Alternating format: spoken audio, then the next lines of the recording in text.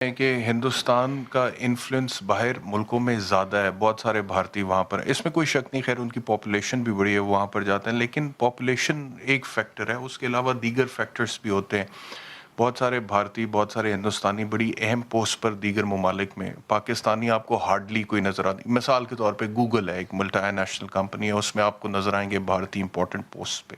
Apple میں نظر آئیں گے، فیس بک میں نظر آئیں گے، پاکستانی ہارڈلی آپ کو کوئی نام نظر آتا ہے۔ مجھے کوئی یہ کہہ رہا تھا کہ دبئی میں there was a time کہ جب بینکنگ سیکٹر میں ٹاپ پوزیشنز میں majority of the people were Pakistani, اب ہارڈلی ایک بھی نہیں نظر آتا، انڈینز نے ان کو ریپلیس کیا۔ لیکن سوال میرا یہ ہے کہ یہ جو تنزلی ہوئی ہے پاکستان اوورسیز پاکستانیوں کی باہر کے ملکوں میں،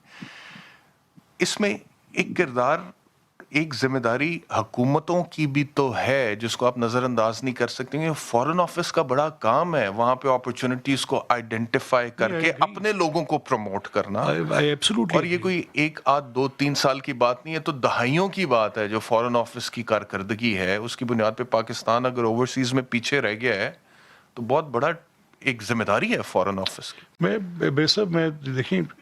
میں آئی اسٹل ریممبر ہماری ایک صوبائی وزیر ہوتی تھی شاہین عتیق الرحمان صاحبہ جی، تو انہوں نے مجھے سم ویئر بیک ان 2002، آج سے غالباً 20 سال پہلے کی میں بات آپ کو کہہ رہا ہوں، تو انہوں نے مجھے ایک چندر بابو نائیڈو کی کتاب دی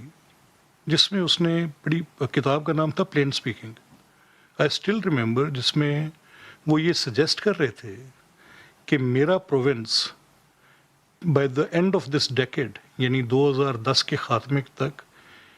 یونائٹڈ اسٹیٹس میں آئی ٹی کے اندر سب سے زیادہ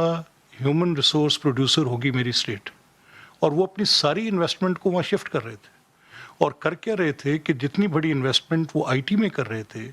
اور جتنے انجینئرز وہ وہاں سے پیدا کر کے اس کو پوری دنیا میں ایکسپورٹ کر رہے تھے، تو شکوہ کیسا؟